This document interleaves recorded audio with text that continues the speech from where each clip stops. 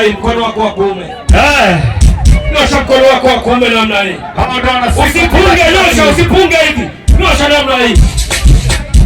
Nyosha, ongeza kofi la pili tena mkono wako wa pili. Sile ananiangusha, Sile Mnyamwezi ananiangusha. Kwa mapizuri wanasema wewe kwa fahamu. Sile tupigie na 3 1 2 3. Sile anajaza mic kidogo.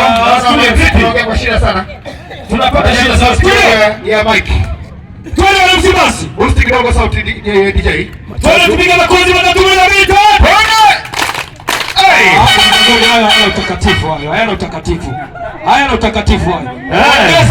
Ongeza nguvu mwana Simba. Twende. Twende